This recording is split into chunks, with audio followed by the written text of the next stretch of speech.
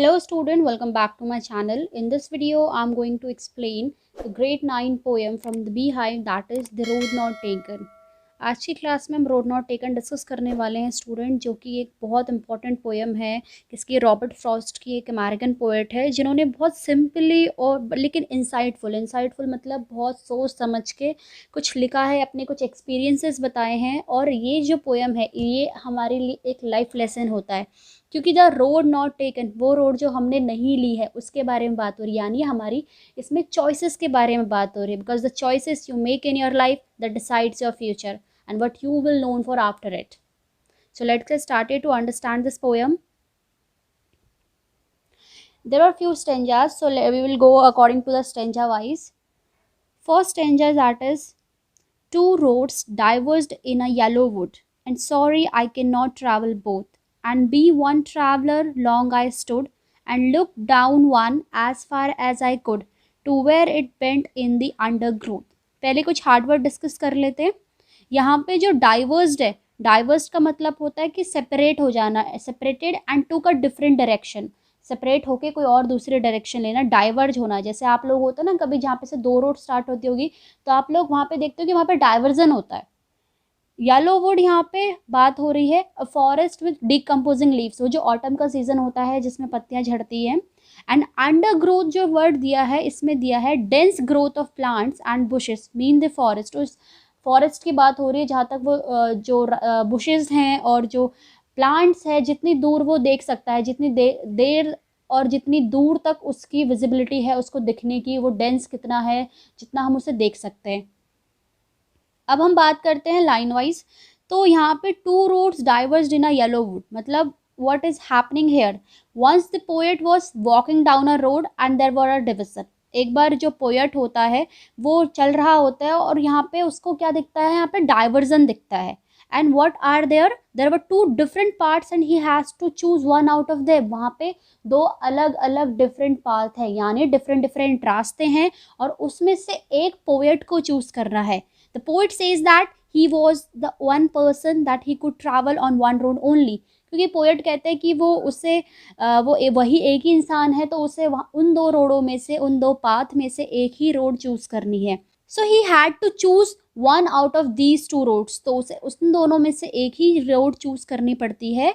अब यहाँ पे येलो वुड करके एक वर्ड था, तो yellow wood basically means we talk about the forest with leaves that are wearing out and they have turn yellow in colour, मतलब जो लीव्स हैं वो सीजन है ऑटम का। तो जैसे ऑटम सीजन पे होता है, लीव्स का कलर शेड होना शुरू हो जाता है, पत्तियाँ झड़ती हैं, तो वो रोड पे पूरी पत्तियाँ पड़ी हुई हैं। What it represent? It represent a world which is full of people, where people have been living for many years. यहाँ पे जो येलो वुड है ये क्या रिप्रेजेंट कर रहा है, कि ये बता रहा है कि ये जो संसार है, ये जो वर्ल्ड है वो फुल ऑफ पीपल है, जहाँ पे बहुत सारे लोग हैं और वो लोग काफ़ी सालों से वहाँ रह रहे हैं।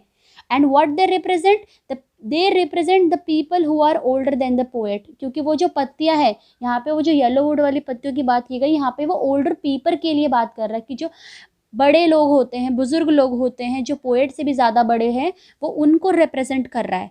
The poet kept standing there and look at the path very carefully as far as he could see it, यानी ये जो सेकंड लाइन थी लास्ट आपकी, and look down as one far as I could to be where it bent at undergrowth, मतलब poet वहाँ तक देख सकता है जहाँ तक उसे ईजिली केयरफुली दिखे, मतलब सोच समझ के ध्यान से जहाँ तक वो देख सकता है। क्योंकि कोई भी रास्ता लेने से पहले, before taking any path, what he want to know that it will be suitable for him और नॉट, यानी वो रास्ता उसके लिए सूटेबल होगा भी या नहीं। He was able to see the path till from where it curved after which is covered with the trees and was hidden, मतलब वो जो अपना रास्ता है वो देख सकता है, लेकिन सिर्फ वहीं तक देख सकता है जहाँ तक उसकी नज़र जा रही है, उससे आगे वो नहीं देख सकता। यानी जो रास्ता है वो मोस्टली कवर हो चुका है, वो छिप चुका है, किससे, ट्री से, पेड़ों से छिप चुका है। तो जो उसका रास्ता है वो ज़्यादा दूर उसको नहीं दिख रहा है, लेकिन जितना दिख रहा है वो उसके बारे में बात कर रहा है। जैसे होता है ना, it happens in our life that also when we have choices, जब हमारे पास डिफरेंट डिफरेंट चॉइसेस होती हैं, but we had to choose only one out of them, और हमें सिर्फ एक ही चूज करनी होती है। So we take time to think about the pros and cons. Pros and cons होता है मतलब स्टूडेंट एडवांटेज एंड डिसएडवांटेज। मतलब जब भी हम कोई चॉइस लेते हैं तो हम उसके एडवांटेज और डिसएडवांटेज दोनों देखते हैं, एंड हम थोड़ा टाइम लेते हैं। ये नहीं कि हम एकदम से कुछ डिसीजंस ले लेते हैं या चॉइसेस ले लेते हैं अपनी लाइफ में कोई बड़े। वी टेक टाइम, हम टाइम लेते हैं उन चीज़ों को सोचने के लिए, और फिर हम ये भी देखते हैं कि वो हमारे लिए सूटेबल होंगी या नहीं होंगी, यानी वो हमारे लिए बेनिफिट होंगी या नहीं, और फिर उसी के बाद हम डिसीजन करते हैं कि हमें कौन सा रास्ता चूज़ करना चाहिए। मतलब फर्स्ट स्टेंजा में बेसिकली पोएट ने ये बताया है कि आपके पास मतलब ये तो लिटरली मीन था, अब हम इसको एग्जैक्टली लाइफ में बात करें डायरेक्ट, तो यहाँ पे पोएट ये कहना चाह रहा है कि आपकी लाइफ में आपके पास दो रास्ते हैं, और आगे जो येलो वुड है, मतलब जो बहुत सारे लोग हैं और बहुत सारे जो लाइफ है इंसान की, उसके बारे में बात हो रही है। और जो दो रास्ते अलग अलग हो गए, क्योंकि हम दोनों रास्तों में तो चल नहीं सकते। जस्ट टेक एन एग्जाम्पल, आपको कोई करियर ऑप्शन चूज़ करना है और आपके पास दो ऑप्शन होते हैं, तो आप उसमें से बेसिकली पहले सिंगल टाइम पे एक ही ऑप्शन चूज़ करोगे, बाद में आप दूसरा कर सकते हो, but at a single time you will choose only one option. तो यहाँ पे हमारे पास एक ही रास्ता है जाने के लिए, और वो जितना आगे देख सकता है उस रास्ते में वो उतना देख रहा है, क्योंकि उसे रास्ता एक ही चूज़ करना है, तो वो थोड़ा टाइम ले रहा है। वो सोच रहा है कि उसे इस रास्ते जाना है या उस रास्ते जाना है, कौन सा रास्ता उसके लिए बेनिफिट करेगा, कौन सा नहीं करेगा। So now let's see the second stanza. Then took the other just as fair, and having perhaps the better claim, because it was grassy and wanted wear. Thou as for that the passing there had warned them really about the same. मतलब पहले हम कुछ words discuss कर लेते हैं। Fair का मतलब FAIR का मतलब स्टूडेंट यहाँ पे दिया है कि as good as the another, मतलब दोनों अच्छा है दोनों ही। क्लेम होता है कि बेटर ऑप्शन, और जो ग्रासी वर्ड यूज हुआ है GRASSY, ग्रासी का मतलब यहाँ पे अनयूज्ड के सेंस में बात हुई है। और वांटेड वेयर जो एक वर्ड दिया है वांटेड वेयर, उसका मतलब हैड नॉट बीन यूज्ड, कि वो अभी यूज नहीं हुआ है। तो चलिए लाइन बाय साइन समझते हैं। Then took the other just as fair, and having perhaps the better claim, means यहाँ पे जो पोएट है वो kept on looking है, देखने पे है कि कौन सा पाथ उसके लिए लंबे समय तक के लिए सही है, कौन सा ऐसा रास्ता है जो उसे आगे काफ़ी दूर तक सही लेके जाएगा। Means he kept on looking at one path for a long time to check if it is right path or him or not. Then he decided what to do and start walking on another path. मतलब पहले वो एक रास्ते पे देखता है, फिर वो दूसरे रास्ते को देखता है कि दोनों ही पाथ एक जैसे हैं, मतलब दोनों में कोई डिफरेंस नहीं है, बोथ वर इक्वली गुड। यहाँ पे जो फेयर की बात हुई कि as good as another one, मतलब दोनों ही रास्ते इक्वली गुड हैं। बाद में उसे लगता है कि दोनों ही रास्ते, पहले उसे लगता है कि ये रास्ता अच्छा है, फिर उसे बाद में लगता है कि ये दोनों ही रास्ते जो हैं वो अच्छे हैं। What he say that he just say that as fair, so he felt that both path were equally good and started walking on one of them. और फिर वो स्टार्ट करता है कि वो दोनों में से एक में ही जाएगा। And after that what he do, because it was grassy and wanted wear, though as for that passing there had worn them really about the same. Then also what he had that the path was better for him, because अब जो रास्ता उसने choose करा है वो क्यों उसके लिए बेटर है, बिकॉज क्योंकि उसने रीजन दिया है। क्यों दिया है? बिकॉज उसने बोला ना कि वो रास्ता ज्यादा बेटर है। क्यों? Because he chooses as it has grass on it, which means that it is was unused. उसे लग रहा है जैसे होता ना जंगल में, या आप कैसे ले लो, कहीं पे रोड पे घास पड़ी हुई है, कोई लीव्स पड़ी हुई है, तो अगर उस पर कोई इंसान चल के जाता है तो उसके अलग ही वो वहाँ पे विजिबल होता है। लेकिन वो कह रहा है कि यहाँ पे ये थोड़ा अनयूज्ड है, ज़्यादा लोगों ने इसे यूज़ नहीं करा है, कम ही लोगों ने यूज़ करा है। But unwanted wear means that it was not walked over by many people. Wanted wear यहाँ पे हैड नॉट बीन यूज जो दिया है, उसका मतलब यह है कि जो रास्ता उसने चूज़ किया है उसमें काफ़ी लोग नहीं चले हैं। And after he walked on the path, what he realize that both the paths were similar and worn out, मतलब दोनों ही रास्ते एक जैसे हैं, दोनों ही रास्ते में उतने लोग चले हैं जितने आप अभी दिख रहा है आपको। ये नहीं कि इस रास्ते में कम है उस रास्ते में कम है। लाइक अब इसे हम डायरेक्ट मीनिंग से समझते हैं, ये तो इसके लिटरली मीनिंग थी कि आगे घास है, जो रास्ता अगर वो अनयूज्ड है तो वो एक अलग ही लगता है जो लीव्स है। इसे रियल मीनिंग में बात करें, जैसे होता है ना, even our life that we have many options, we have our path and both the things have same benefits, same advantages, same disadvantages, problems, challenges, and that we must face them. यानी आपके life में भी होता होगा आपके पास कि आपके पास दो ऑप्शंस है and you have the options first that is like अगर आप कोई करियर ऑप्शन चूज करते हो तो दोनों ही लाइक आप अगर एमबीबीएस लेते हो या आईआईटी लेते हो दोनों ही ऑप्शन में क्या होता है आपके पास कि आपके पास ऑप्शंस होते हैं, दोनों में ही प्रॉब्लम्स आएगी। ये तो नहीं कि एक पाथ बहुत ईजी है और दूसरा बहुत टफ है, दोनों ही यहाँ पे इक्वल इम्पोर्टेंस की बात की गई है कि दोनों में ही इक्वल चीज़ें होती हैं। And we think that we are choosing a better option but it is not that way, और हमें लगता है कि हम सही ऑप्शन चूज़ कर रहे हैं लेकिन ये ऐसा नहीं होता है।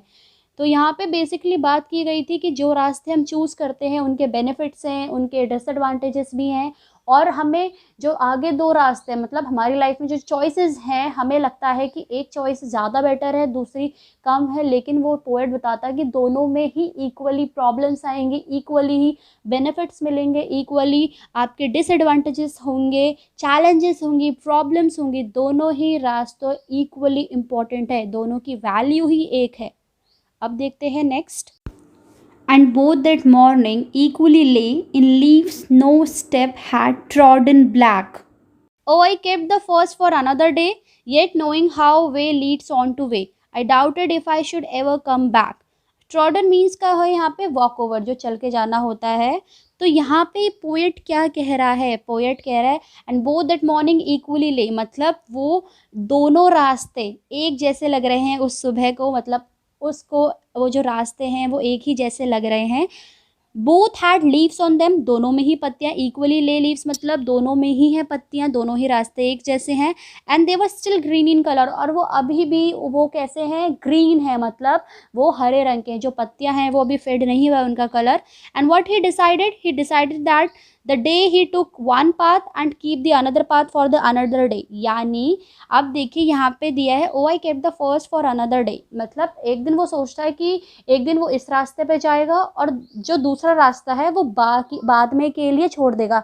जैसे हम लोग भी करते हैं ना कि अगर आपको कोई ऑप्शन एक करना है तो करियर में आप पहले उसे चूज़ करते हो, आप सोचते हो कि इसको हम प्लान भी बना के रखेंगे, तो वैसे ही वो कह रहा है कि इस रास्ते को मैं आज चूज़ कर लेता हूँ और इस रास्ते को मैं बाद में चूज़ करूँगा। But he knew that he could not go back on the choice that he had made, लेकिन उसे पता कि वो वापस नहीं जा सकता क्योंकि वो ऑलरेडी चॉइस बना चुका है। तो यहाँ पे पोएट सिंपली क्या कह रहा है कि दोनों रास्ते सेम उसे लग रहे हैं और उसमें से एक रास्ता उसे चूज़ करना ही पड़ेगा, और दोनों ही रास्ते अगर उसमें से वो एक भी चूज़ करता तो वापस नहीं आएगा, ये उसे भी पता है, लेकिन वो फिर भी अपना दूसरा रास्ता किसी और दिन के लिए सेव कर रहा है। होता है ना, similarly in our life even that once we choose an option we must keep on moving ahead with that option, and when we never get a chance to come back and take the other option that we had left earlier. हमारे life में भी होता है कि हम लोग option plan भी रखते हैं, लेकिन जब हम प्लान ए पे एग्जीक्यूट करना शुरू करते हैं, उस पर कंटिन्यू काम करते हैं, तो हमारे पास नहीं हो पाता इतना टाइम या इतना समय नहीं हो पाता कि हम वापस आके उस ज़ीरो से स्टार्ट करें अपने दूसरे काम को, जो हमने पहला ऑप्शन प्लान भी छोड़ दिया होता है अपने के लिए। Now the last one, I shall be telling this with a sigh. Somewhere ages and ages hence, two roads diverged in a wood, and I took the one less traveled by, and that has made all the differences. Here were the two words. First word that is sigh, मतलब होता है deep breath, आह भरना, और जो hence word यहाँ पे दिया इसका मतलब future के reference में बात की गई है। तो यहाँ पे वो क्या कहना चाह रहा है, वो future के लिए बता रहा है कि that he said that in the future he will take a deep breath and say once upon a time that he had reached such a point in life that there were no option for him, and he had traveled on that road which has not traveled upon by lesser number of people. अब वो यहाँ पे ये कह रहा है कि जो पोएट है वो ये बता रहा है हमें कि वो एक दिन फ्यूचर में, मतलब होता है ना जैसे हम आगे जा हम कुछ टाइम हो जाता है फिर हम एक स्टोरी बताते हैं कि ऐसा हुआ था ऐसा हुआ था, तो पोएट भी यहाँ पे वही बता रहा है आपको कि एक दिन वो डीप ब्रेथ लेगा और क्या बोलेगा कि एक समय था जब वो लाइफ के इस पॉइंट पे पहुँच चुका था और उसके पास दो ऑप्शन थे और उसने वो ऑप्शन चूज़ करा जिस पे कम लोग चल के गए थे। That decision of his decided his future, और वही डिसीजन उसका फ्यूचर डिसाइड करता है।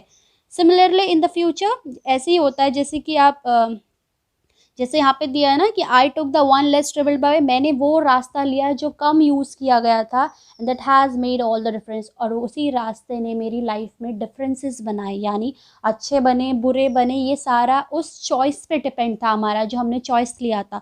होता है ना, similarly in future when you grow up, जब आप बड़े हो जाओगे, that you will say that once upon a time when you were young you had two options, आप लोग कहोगे कि जब मैं जवान था मेरे पास दो ऑप्शंस थे, and the choices that you made what you became of it, जो चॉइस आपने बनाई और बाद में वही चॉइस आपका फ्यूचर डिसाइड करती है। See student, there is a very strong message that for all the students specially, that you should be very wise and be careful while making choices out of the options that you have in your life, because your future depend on the choice that you make today। आपका जो future होता है वो depend करता है उसके ऊपर जो आप चॉइसेस अभी लेते हो। कहते हैं ना, we make our choices then our choice make us. तो यहाँ पे बेसिकली पोएट ने पूरा ओवरऑल एक व्यू ये दिया था। ये लेसन हमारी लाइफ में बहुत इंपॉर्टेंट रोल प्ले करता है कि आपके पास दो चॉइसेस होते हैं, आप कौन सी चॉइस चूज़ करते हो, that's all depend on you. You have the decision in your own hand, you can't blame others for your own decision। So while taking any decisions, be very wise and be very careful, because that decision is going to affect you in future as well as in your present too। So be very wise while taking any decisions, any choices, because the choices you take today, it will make your future tomorrow। अब यहाँ पे हम बात करते हैं कुछ rhyming schemes की, और आपका कुछ यहाँ पे जो फिगर ऑफ स्पीच यूज़ हुआ है, लिटरली डिवाइसेस वगैरह आपकी ये सब हैं। तो राइमिंग स्कीम इसमें ए बी यूज़ हुआ है। और अगर हम सिम्बलिज्म की बात करें तो यहाँ पे जो टू रोड्स है, टू रोड्स यहाँ पे क्या रिप्रेजेंट कर रही हैं, आपके पास टू चॉइसेस जो आपने अपनी लाइफ में ली है, और द रोड नॉट टेकन, यानी वो रास्ता जो मैंने नहीं लिया, उसके बारे में बात हो रही है। यहाँ पे कुछ फिगर ऑफ स्पीच भी यूज़ हुए हैं, जैसे आपका एनाफोरा है, जो एंड वर्ड है वो रिपीट हुआ है आपकी second, third and fourth line में। जो AND एंड वर्ड है वो आपका इसमें रिपीट हुआ है। तो कंटिन्यूसली रिपीटेशन, ये जो आपकी लाइन दिख रहे हैं वर्ड एंड वाला, इसके अगर आपका इस तरीके से कोई भी वर्ड आता है तो उसको आप एनाफोरा बोलते हो। ANAPHORA, जब भी कोई वर्ड कंटिन्यूसली लाइन में रिपीट होता है बिगिनिंग में। नेक्स्ट आपका इसमें एलिट्रेशन भी यूज़ हुआ है, जैसे first for F sound is repeating, जब हम दो साउंड एक साथ होते हैं। फिर नेक्स्ट आपका दाउ दैट, वहाँ पे TH रिपीट हुआ है। तो एलिट्रेशन मतलब, और एक और वांटेड वेयर WW, तो यहाँ पे आपके पास 3 टाइम्स आपका एलिट्रेशन रिपीट हुआ है। जैसे वांटेड वेयर, जब दो शब्द का फर्स्ट लेटर सेम होता है, और first for same FF, and though that TTH। Next है आपका एक रिपीटेशन भी इसमें यूज़ हुआ है, वर्ड एजेस इज रिपीटेड, क्योंकि two roads diverged in a road, this sentence is repeated in stanza 1 and 4, मतलब कोई लाइन का रिपीटेशन होना, उसका बार बार आना रिपीटेशन कहलाता है।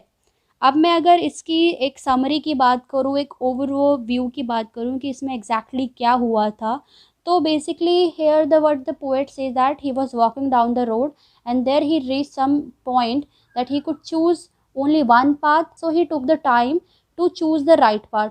Then he inspect also that and decide which is the better option, and which option seemed that it is very less traveled by the people। But later on what he came to know that both roads were the same way, they were traveled by the same amount of people, and after choosing one path he decided that another path he will save for the future। But later on when he kept moving on the first path, or the first choice he have taken in the life, he had no time to look at the back to see, and to see the path which he left earlier, and then which path he chose that decide his future, and his problems, his challenges, everything, that decision choice what he made on that moment, that decides his everything। यहाँ पे जो एक line थी, leaves no step had trodden back, तो उसमें basically क्या बोला था कि जो कोई भी उस रास्ते पर अभी तक चल के नहीं गया है, क्योंकि वो ग्रीनरी दिख रही है उसको, मतलब अनयूज्ड दिख रहा है वो रास्ता, और अगर कोई गया है, अगर कोई गया होता है तो वो ब्लैक में कन्वर्ट हो जाता है, मीन्स अभी वो आपका किस में है, ग्रीन में है। तो कोई भी अभी आपके उस रास्ते पर चल के नहीं गया है, तो इसलिए यहाँ पे जो ट्रोडन ब्लैक करके आपको दिया है वो इसीलिए दिया है अब मैं कुछ फ्रेजेस डिस्कस कर लेती हूँ आप लोग के साथ। जैसे येलो वुड था, तो येलो वुड स्टूडेंट यहाँ पे रेफ़र करा गया है उस फॉरेस्ट को जिसकी जो लीव्स है वो गिर रही हैं, विदरिंग हो रही हैं, क्योंकि सीज़न आ चुका है ऑटम का नया जो आता है। And it represent the world full of ageing people. और वो क्या रिप्रेजेंट कर रहा है कि जो हमारा वर्ल्ड है वो फुल ऑफ एजिंग पीपल है, यानी जो बढ़ते बढ़ते एज जा रही है। तो वो येलो वुड को आप एजिंग पीपल से भी कंपेयर कर सकते हैं। सेकंड इसमें फ्रेज था आपका, it was grassy and wanted wear. W जो मैंने आपको ऊपर बताया भी था कौन सा इसका लिटरली डिवाइस है। तो ये आपको क्या बताता है कि that it means that the path had a lot of grass on it, उस रास्ते में बहुत सारी घास है। And this mean that it had not been walked over by many people. वो अभी तक ये दिखा रही है कि वो अभी तक ज़्यादा लोगों के द्वारा यूज़ नहीं की गई है। It had to be worn out by the steps of the people who walked in, क्योंकि वो दिख ही नहीं रहा कि उसमें से जो लोग चल के गए हैं उसमें स्टेप्स उनके उतने विजिबल नहीं हो रहे, तो वो नहीं पता चल रहा है कि उस वो अभी ज़्यादा यूज्ड है। तो वहाँ पे बोल रहे हैं कि जो लोग हैं उस पर कम चल के गए हैं, उस पाथ को उन्होंने कम यूज़ करा है। नेक्स्ट फ्रेज था आपका इसमें, the passing there. It means that when he walked over the path that he had chosen, वो रास्ता उसके ऊपर चलना जो उसने चूज़ किया था। नेक्स्ट फ्रेज था आपका, leaves no step had trodden black, यानी no one had even walked over the leaves as they were still green. मतलब वो बताता ना कि पत्तियाँ पूरी हरी हैं, चेंजेस नहीं हुए हैं, तो यानी कि उस रास्ते पर अभी कोई चल के नहीं गया है। अगर आप ये एग्जाम्पल्स लीजिए, कोई लीव है ग्रीन कलर की, अगर उसके ऊपर चल के जाओगे तो आपके शूज़ के प्रिंट्स उस पर पड़ेंगे तो थोड़ा सा कलर फेड हो जाएगा, लेकिन अभी वहाँ पे कोई कलर फेड नहीं हुआ है, वो एज इट की एज इट ग्रीन है। Means if they had been walked over so they have turn into the black. उस पर कोई चल के जाता तो वो थोड़ी ब्लैक में कन्वर्ट हो चुकी होती। नेक्स्ट फ्रेज था इसमें आपका, how way leads on to way, यानी that if we walk on the path, अगर हम किसी रास्ते पर चलते हैं तो we come across more options and make choices further, और हम आगे और ऑप्शंस और चॉइसेस बनाते हैं। We kept on moving and walking ahead on that way, और हम उस रास्ते पर चलते ही जाते हैं। तो यहाँ पे बेसिकली कोई डिफरेंस तो नहीं था, पास में दोनों ही सिमिलर होते हैं। हाँ, शुरू में पोएट को लगता है कि ये ग्रासी है और उसमें कोई भी चल के नहीं गया है, लेकिन जब वो जहाँ उस पर शुरू करता है कि वो रियलाइज़ करता है कि दोनों ही रास्ते एक जैसे हैं, उसमें कोई डिफरेंस नहीं है। और बाद में जब वो लास्ट लाइन जो थी, यानी जो लास्ट लाइन उसकी क्या थी पोएम की, वो लाइन ये थी कि I took the one less travelled by and that has made all the difference. ये दो लाइन यहाँ पे पोएट का अपना इनिशियल डिसीजन बता रही कि उसको लगा था कि दोनों रास्ते अलग अलग हैं, और एक उसने वो रास्ता चूज़ करा है जो कम लोगों द्वारा चला गया था, यानी उस पर ज़्यादा लोग नहीं चले, कम लोग चले, ज़्यादा एग्जैक्टली उस पर नहीं चले। सो द लेसन और we can say the moral of this poem, what the Frost want to convey us through his poems, that whenever life give us choices we must make the decisions wisely. He also says that the decision must be taken independently without fearing its consequences, and is what make all the difference, क्योंकि वो सारे differences बना देते हैं आपके लिए। यहाँ पे स्टूडेंट मेटाफर यूज़ किया गया है, एक और फिगर ऑफ स्पीच मैं आपको बताना भूल गई थी। यहाँ पे मेटाफर यूज़ हुआ है कि जहाँ पे दो रोड्स को आपका क्या डाइवर्स करा है, सिंबलाइज करा जा रहा है मेनी चॉइसेस में। जहाँ पे मेटाफर यूज़ किया गया है कि जो हमारी टू रोड्स हैं, रोड्स को डाइवर्स कर दिया है, सिंबलाइज उनको सिंबलाइज करा है, तुलना करी है उसकी, वो जो दो रास्ते हैं उनकी तुलना करी है आपकी लाइफ के चॉइसेस से। तो यहाँ पे मेटाफर भी आपका यूज़ हुआ है, क्योंकि वो मेटाफर आपकी जर्नी ऑफ लाइफ को डिस्क्राइब करता है, और वो रास्ता जो आपने चूज़ नहीं करा है, that road you hadn't taken. So this is all about the poem explanation. Student, if you have any doubt, you can write in comment section very wisely, and I'll try to provide you the solution. And if you want to contact me for your more queries, I had given all the links in my description box. You